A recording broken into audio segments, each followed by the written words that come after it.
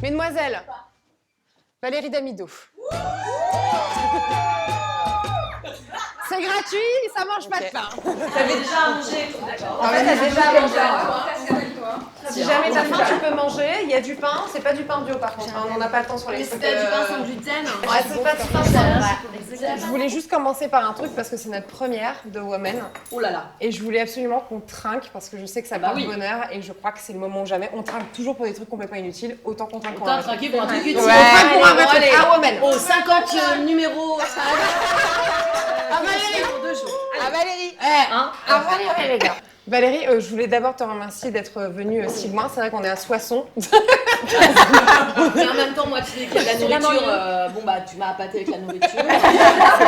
Et la boisson. Et le pomme glaçon également. Le pomme glaçon. Du coup, pour t'accueillir, je voulais te faire un cadeau, mais on n'a pas beaucoup de moyens parce qu'on n'est pas produit. Mais par contre, le cœur y est. Ouais, mais c'est bien. Hélène, moi, je suis contente. Tu peux lui faire un petit cadeau du coup. Ah, j'ai quand même un cadeau. Ouais. Fallait pas les mains. Alors, qu'est-ce que c'est? Oh, c'est une crème pour ma peau. Pour les mains. C'est une crème pour les mains. Ah, c'est bien. En fait, ouais, mais tu sais, quand on vieillit, c'est les mains qui prennent le plus cher. Voilà. Je te jure qu'on y a pas pensé. Il n'y a pas chance, c'est gentil de votre part d'avoir.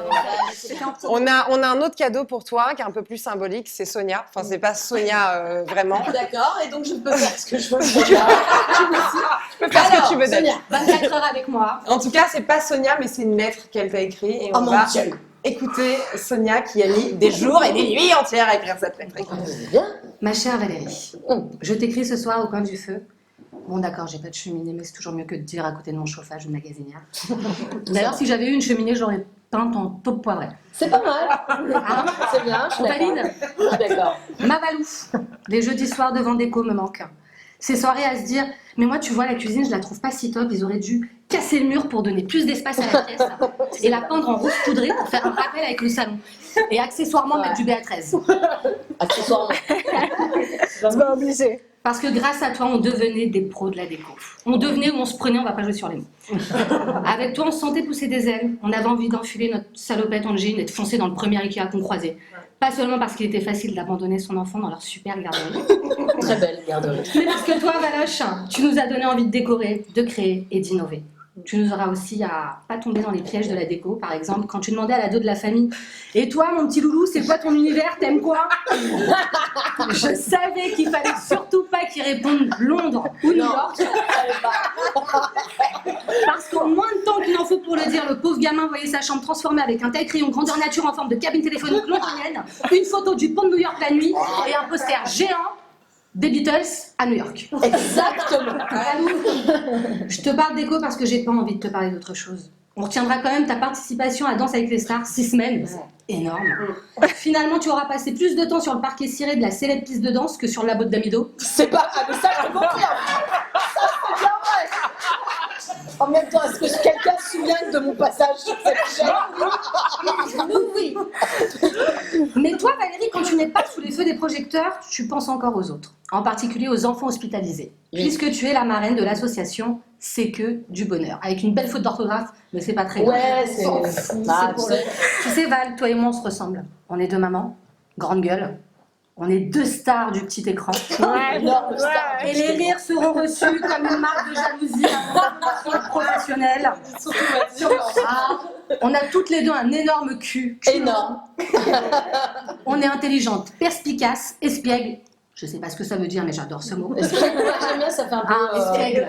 On a envie de faire ça. On a envie de faire ça. On est très espiègle toutes les deux. C'est un truc de cheveux, espiègle. Ouais. Parce qu'à Aigle, on est deux canons. Bah évidemment. D'accord. Bah ça, il n'y a pas de discussion. Il n'y a pas de sujet. Non, c'est pas une question, c'est une affirmation. Alors parce que tes salopettes, ton rire gras, ta bonne humeur et ton naturel me manquent. Parce que tu ne ressembles à personne d'autre en télé, mais que certaines personnes gagneraient à te ressembler. Parce que grâce, à cause de toi, les stickers et le mot marouflé me manquent. Toutes ces raisons et bien plus encore, reviens. PS, I love you. Oh là là, shut down. C'est magnifique, putain. Je crois qu'on m'a jamais rien écrit de si bien, même mon mec.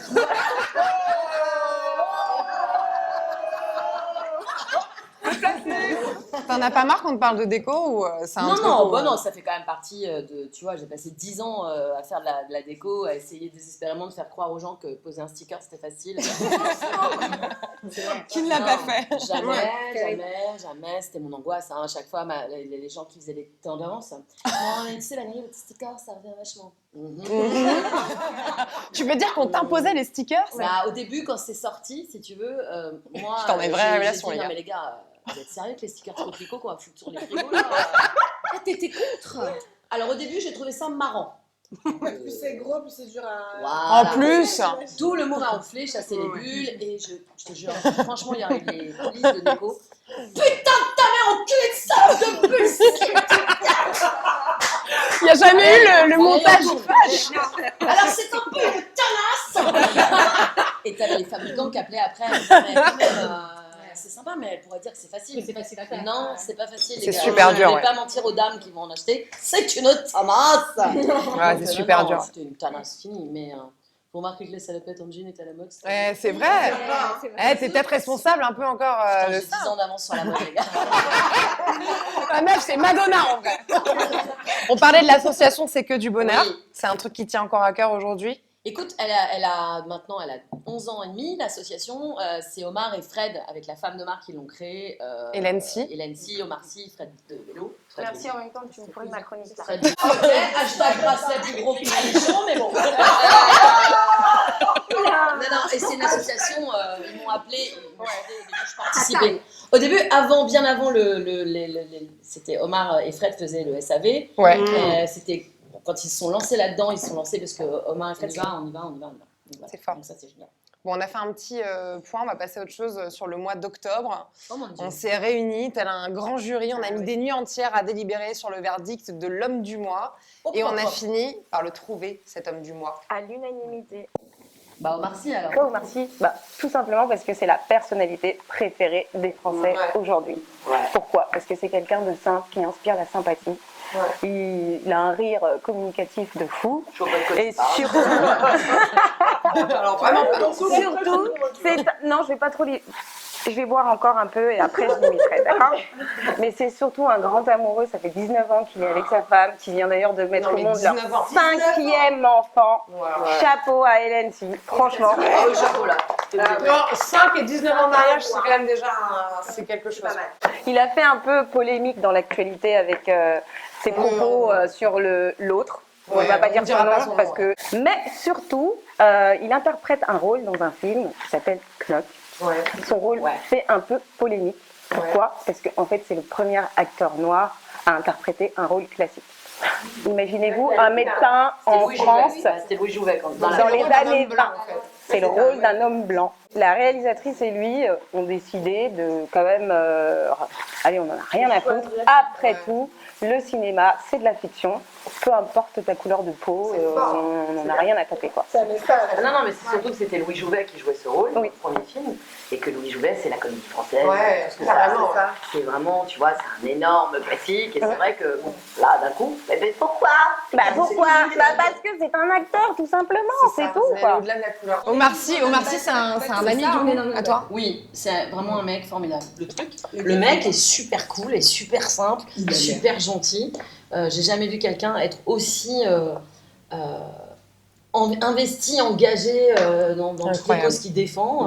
Je peux rien dire de négatif. Déjà, je voudrais vraiment qu'on se réunisse tout ensemble parce que Kautar est arrivé presque à l'heure aujourd'hui. Ah oui. Et vraiment, c'est un effort fou. Donc on va en profiter que tu sois là sur ce plateau, que ça va arriver à la fin de l'enregistrement.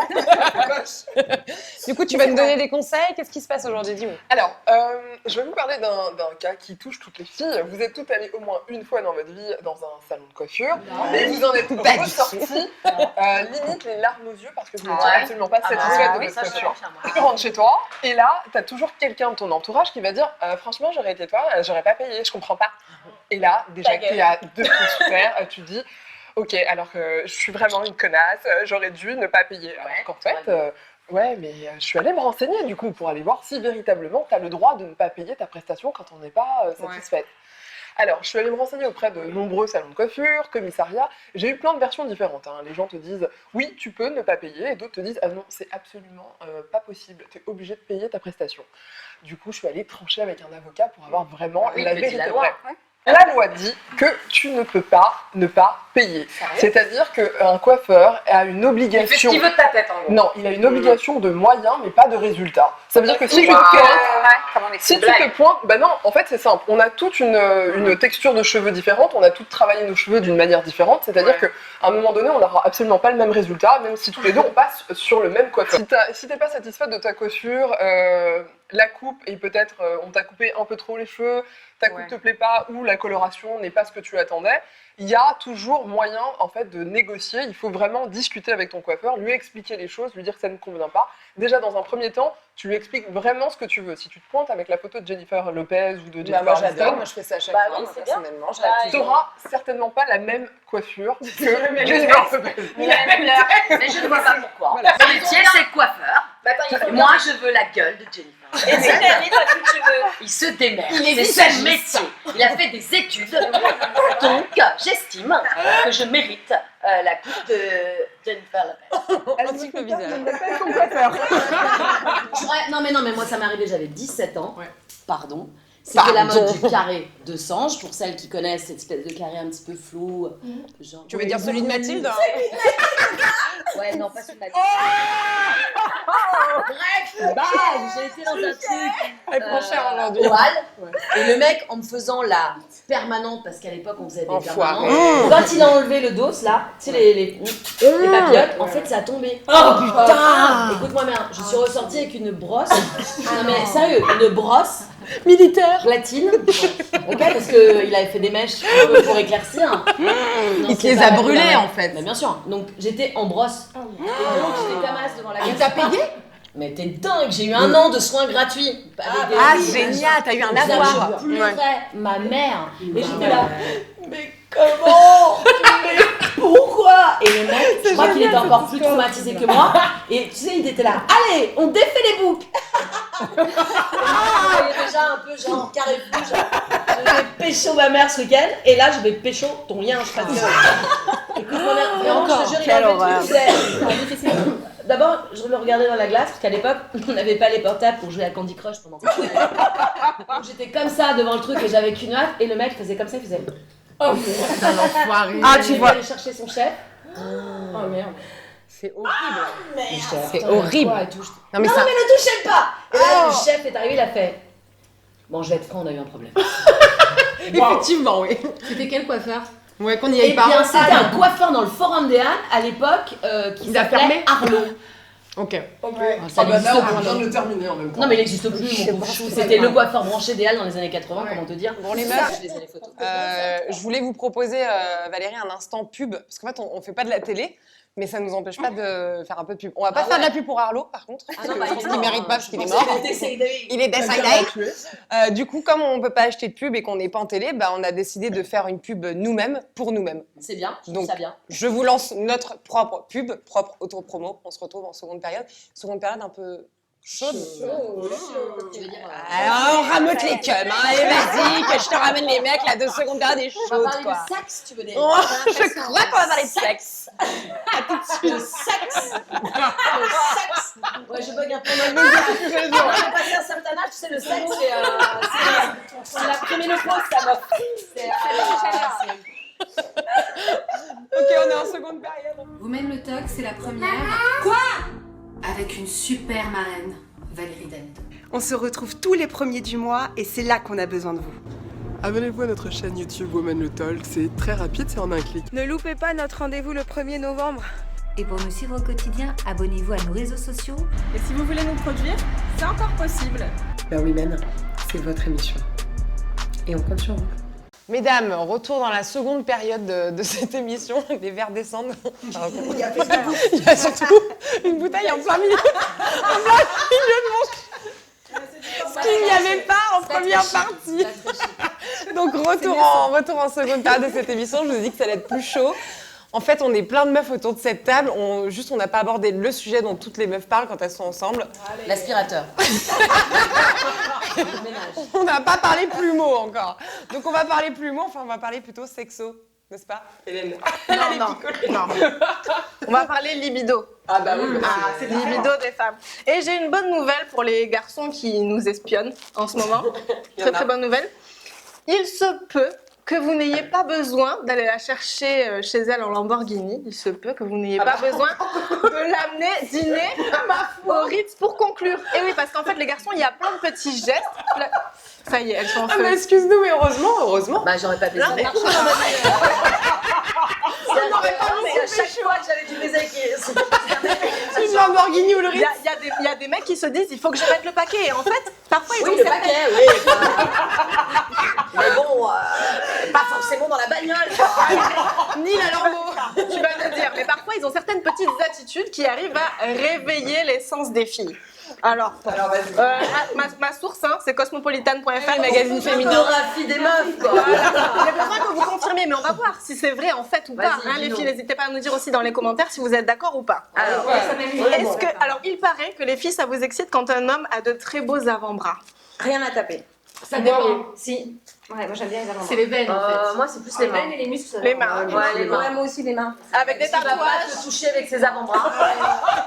Imagine le gars, les avant-bras de Jason Statham, ce qui est à peu près l'équivalent d'un fantasme masculin. Mais il a des mains dégueulasses. Mais tu ne sais pas ça. Et les avant-bras avec des tatouages en train de porter une charge lourde. Ouais, mais moi j'aime bien les avant-bras un peu veineux. Ça, ouais. tu vois. Ouais, je sais pas, moi c'est les mains. Bon, celle-là, on la valide pas alors. Ok, bon, On on valide à 50. moitié cosmopolitaine, peu importe. Alors, une qui me plaît beaucoup.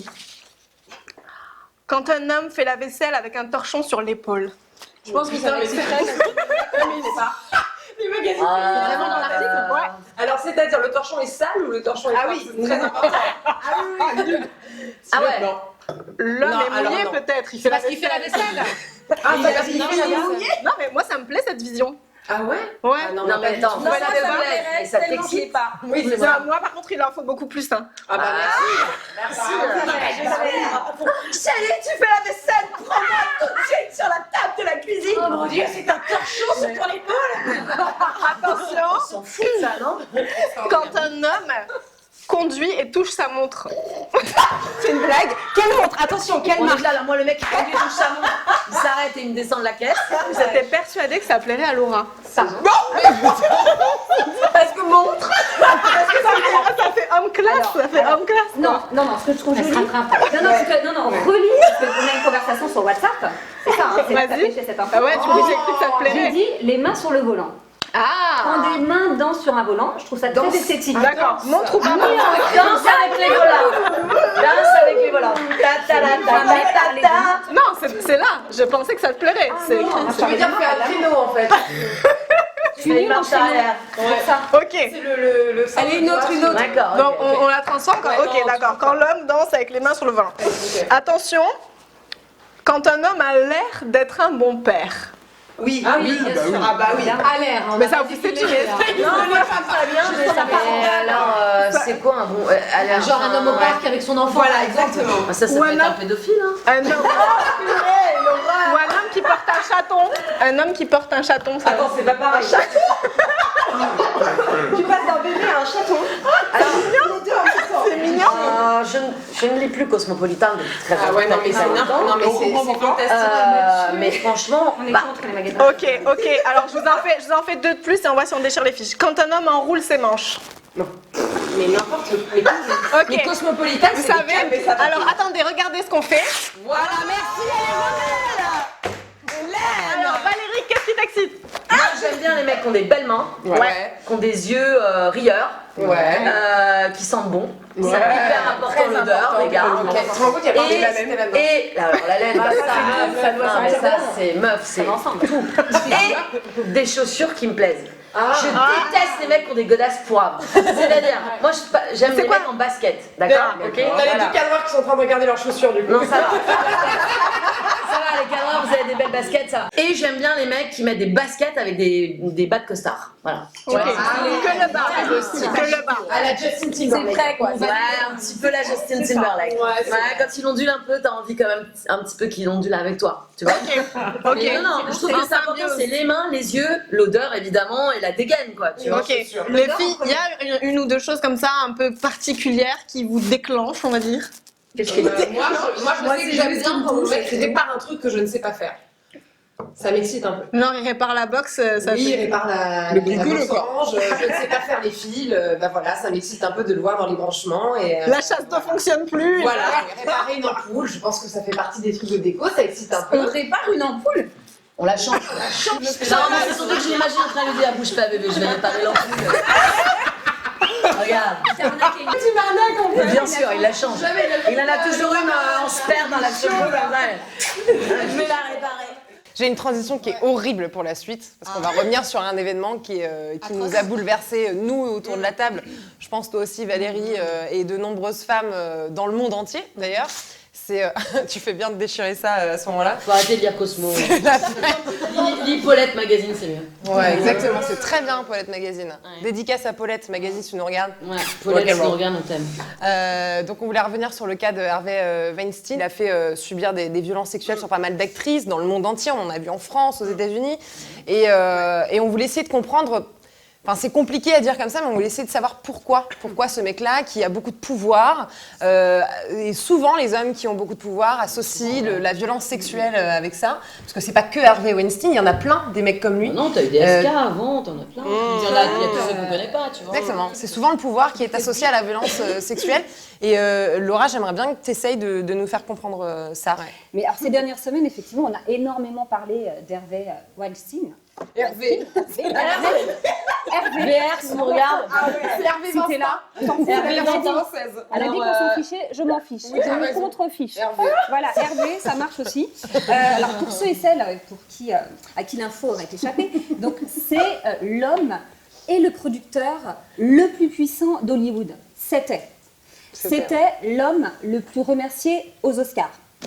Alors ce type, c'était un gamin du Queens qui a vraiment connu un succès fulgurant dans l'industrie du cinéma américain. Il a cofondé Miramax et la Weinstein Company avec son frère. C'est énorme. Alors quand le scandale a éclaté, dans un premier temps, la question qu'on s'est tous posée, c'est est-ce que toutes ces plaintes pour harcèlement sexuel et pour viol sont une surprise? Moi, ça ne m'étonne pas, quoi. C'était juste à quel moment ça allait sortir. Si tu remontes bien l'histoire, la première qui alerte sur le truc, c'est Ashley Judd. Ouais. Et il y a déjà moult temps, ça lui a coûté sa carrière. Ensuite, c'est Rose McGowan. Et elle aussi, ça lui a coûté sa carrière. Parce que les deux sont fait largement calmer par tout l'entourage. En disant attends, déjà t'es gentille, tu vas te calmer et tu vas rien dire. Et puis du coup, elles ont tenté de parler. C'est ça. Elles ont tenté, mais le problème, c'est même aujourd'hui, regarde quand tu vois toutes ces actrices qui ont parlé. T'en as plein qui se sont fait traiter de tous les noms parce que vous parlez maintenant, c'est pour faire du buzz. Ou c'est vous les salopes. Non mais bien sûr, c'est pour faire du buzz. Tu l'as cherché. Tu l'as cherché, ça. Donc c'est très dur de parler quand t'es une femme et que t'es harcelée par un mec aussi puissant. C'est impossible. C'est impossible, on n'ose pas, on comprend parce que c'est ta carrière qui est en jeu. Si c'est ta carrière, c'est ta vie. Enfin, vraiment, c'est extrêmement surtout, tu passes pour une grande mytho. Personne te croit, c'est ta parole. Et si on te croit, on dit que t'es une salope. Voilà. Tu l'as bien cherché. Ça va. Attends. Exactement. Dis donc, t'as pas dit non au rôle. Dis donc, t'as été dans sa chambre d'hôtel pour parler d'un scénario. Dis donc. Incroyable ce genre de coup. T'aurais pu faire ça dans le bar de l'hôtel. Aussi. Ou alors, mais c'est faux. Je crois que c'est très compliqué. J'ai entendu ce genre de... Voilà. Alors, est-ce que c'était un secret? On le sait, non, évidemment, c'était un secret de polichinelle. Malheureusement, le secret le mieux gardé d'Hollywood. Heureusement, l'omerta est enfin brisée. Et c'est la chute du baron d'Hollywood que l'on connaît aujourd'hui. Alors, le primatologue George S. dit « Il y a chez l'homme une déformation de la personnalité au contact du pouvoir qui ne relève pas de la biologie, mais d'un sentiment d'impunité qui donne à ces hommes le sentiment de vivre dans un monde où il n'y a plus de règles pour contraindre leurs désirs. Si on demandait à des ethnologues, ils nous diraient sûrement qu'il reste chez l'homme quelque chose du grand singe, soit le mâle dominant. C'est très animal. Qui dispose de toutes les femelles. Et on retrouve aussi dans les sphères du pouvoir politique, du showbiz, de grands narcissiques qui ont en commun un besoin pathologique d'exercer leur dominance, et là, en l'occurrence, abuser de leur pouvoir afin d'obtenir des faveurs sexuelles. Oui, puisque rien ne leur est interdit. Ils sont tellement puissants. Ça va jusqu'au bord du corps. Attends, elle est mignonne. Il n'y a pas de limite. Mais alors, c'est marrant parce que là, vous parlez beaucoup des hommes, en fait. Des mecs qui sont puissants, etc. Mais il faut savoir qu'il y a des femmes également. Alors, on en parle moins. Parce que, effectivement, dans la société, c'est beaucoup plus des hommes qui ont ce statut-là, les grands chefs d'entreprise, les politiques. C'est quand même, voilà, il y a des hommes surtout qui ont ce statut plus que des femmes, donc on parle plus de ça. Mais moi, j'ai un témoignage d'un homme qui était consultant à l'époque, qui s'est vu refuser 2 appels d'offres par 2 femmes qui lui ont fait clairement des avances dans leur bureau. Il a refusé ces avances, il a refusé d'en parler à son travail pour pas être viré. Il avait vraiment peur de perdre son travail. Les 2 femmes ont été en plus très insistantes, puis c'était assez cash. Alors c'est pas comme les hommes où il y a derrière une agression, vous voyez, il n'y a pas quelque chose de... C'est pas fait de la même manière. C'est beaucoup plus subtil, mais il y a quand même l'avance qui est présente. Donc il n'en a pas parlé pour pas être viré, parce que les 2 appels d'offres ont été refusés, évidemment, et parce qu'il a refusé les avances. Et il a décidé, plusieurs mois après, d'en parler à ses collègues, pour que ça se sache un petit peu. Et en fait, les réactions... C'était un connard. Mais tu l'as pas baisé. Exactement. Mais pourquoi il fallait la baiser, tu serais directeur commercial. C'est exactement ça. C'est arrivé, mais défoncé, si je peux le dire. Ils lui ont dit, mais attends, c'est qu'un coup de but, ça tu peux y aller quand même. Mais quand c'est des hommes, on les prend pas au sérieux, c'est quand même assez dingue. Alors, effectivement, il y a plus de femmes dans ces cas-là victimes, on est d'accord. Parce qu'il y a une notion de la phallocratie, c'est le zizi aussi qui fait que les mecs... Non, mais c'est la puissance sexuelle qui est beaucoup plus forte. Oui, mais c'est surtout la puissance qui fait que, le pouvoir qui fait que les gens, les hommes, parce qu'il y a plus d'hommes, mais les femmes aussi, se sentent, ont le droit, se disent, voilà, j'ai le droit d'exercer ce pouvoir sur cette personne et d'obtenir ce que je veux. Ouais, que ce soit sexuel. Les pouvoirs ne sont pas à l'abri non plus d'être... Évidemment, voilà, on en parle moins, évidemment, mais voilà. On va peut-être qu'un jour, si on a le pouvoir, on fera la même chose. Non, peut-être. Colombe, elle a l'air de vouloir. Est-ce que ça me rappelle Dis donc, le petit stagiaire du social. C'était Florence Foresti qui avait fait un très bon sketch là-dessus, où elle disait à son stagiaire de se retourner pour ramasser un stylo par terre en inversant les rôles d'homme-femme. C'était extrêmement drôle. Elle est géniale pour ça. Il est pas mal le stagiaire du 2e. Ouais, c'était exactement ça. Toi, t'as entendu parler de ça dans les médias, tu sais que ça existe ou t'as un exemple? Mais c'est pas, moi j'ai pas d'exemple précis, mais à chaque fois qu'il y a un mec qui tombe comme ça, comme DSK, d'un seul coup, la parole se libère. Parce qu'il y a quelqu'un qui enfin... C'est un effet barrage en fait. Le barrage s'ouvre et... Voilà, le barrage s'ouvre et tout se libère. Mais c'est quand même assez connu que les mecs de pouvoir, et surtout dans des milieux comme ça, abusent, harcèlent les femmes. Le hashtag là, dont on parle beaucoup, là, dénonce ton porc sur Twitter, qui est le hashtag le plus hashtagué de toute cette dernière 48 heures, où tu as toutes les femmes de toutes les conditions, de tous les boulots, etc., qui te balancent leurs histoires avec des mecs. Et c'est là où tu te dis, ah ouais, ok, donc c'est pas que dans les milieux un peu actifs, c'est partout. C'est le petit connard à la banque, c'est le petit connard à l'usine, c'est le petit connard. Mais ça existait déjà du temps où ma mère travaillait. Sauf que les femmes se taisaient. Ma mère s'est fait virer de son travail. Elle travaillait dans une pharmacie. Elle faisait de la comptabilité. Et le petit connard venait tous les jours lui se frotter contre elle. Elle était très belle, ma maman. Et bon, ça s'est terminé, il s'est fait fracasser la bouche par mon père qui n'a pas tellement supporté. Mais ma mère s'est barrée, elle a laissé son boulot, mais maman, elle travaillait, je te parle de ça, on était en 1950. Donc ça se faisait pas. Je pense que c'est... Ça se faisait pas, Tu fermes bien ta gueule en fait, et puis tu te barres. Et les femmes ont toujours subi ça des hommes. C'est pas... Alors oui, je comprends qu'il y a certainement des femmes qui abusent de ça, mais je pense que c'est quand même un trait particulièrement masculin, la domination sexuelle. C'est plus violent et c'est plus animal. C'est plus violent, c'est sûr. Donc... et puis du coup, je pense que c'est tout le temps et dans tous les métiers. Toutes les femmes ont vécu un moment de violence sexuelle.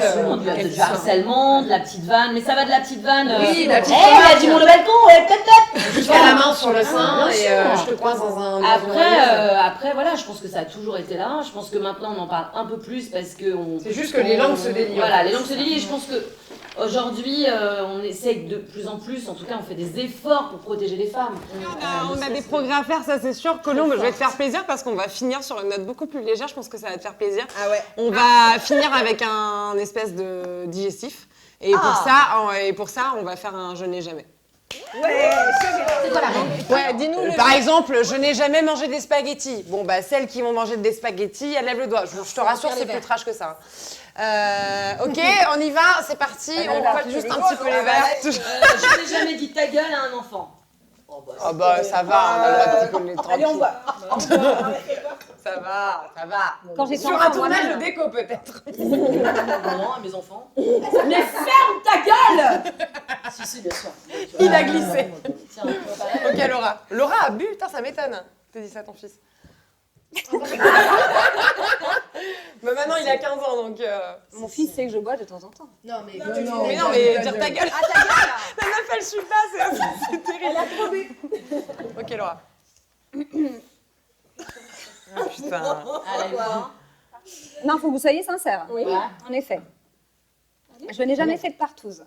Putain mais qui écrit des trucs comme ça dans les C'est pas films, moi. putain. Franchement jamais. Franchement, Je vous jure, à part je vous ça, jure, c'est jamais, écrit la sur vérité, quoi, je vous jure. C'est à partir de combien? Parce que moi j'ai fait 2 mecs en même temps. Ah bah tu bois. Mais non, ça s'appelle pas ça comme ça. Non, partout, c'est 4. Du mal à ça. Tu lui demandes. C'est 4. Bon alors moi j'ai pas. Alors voilà, on n'a pas le bon chiffre. Moi j'ai pas le bon chiffre. Ok, putain. on appelle ça un plan à 3. Ah bah un plan à 3. D'accord. Le pire, c'est que c'est moi qui ai écrit ça, je trouve ça naze. Oh Non, mais vraiment, vous allez voir. Je n'ai jamais pété lors d'un rendez-vous. Je me rappelle pas, mais j'imagine. Franchement, que je sais oui. pas, mais j'imagine. Mais une détente, ça va. Ouais, Les gars, tout le monde pète quoi. Arrête de faire genre Mathilde. Non mais elle a son cum dans la même pièce, donc elle peut pas dire qu'elle a déjà tape dans un rendez-vous. J'en refais un parce qu'il était nul. Il compte quand du vent. Je n'ai jamais embrassé une fille. Bah tranquille, Santé. Bah Colombe, tu peux boire 8 fois. Pourquoi tout le monde a bu? Pourquoi tout le monde a bu? Parce qu'on a tous embrassé Une une meuf fille. au moins une fois. Bah oui. T'as pas oui. Mais même ta sœur, un petit smack, un bisou. Mais j'ai déjà bu. C'était Woman le Talk. On va dire merci à Valérie Damido. Suivez-nous sur nos réseaux, la chaîne YouTube Woman le Talk, sur tous nos réseaux sociaux. Et on vous dit à très vite. Merci encore. Attends, mais ça dépend. Je n'ai jamais passé plus de 15 jours sans avoir de rapport sexuel. Mais les meufs, la base.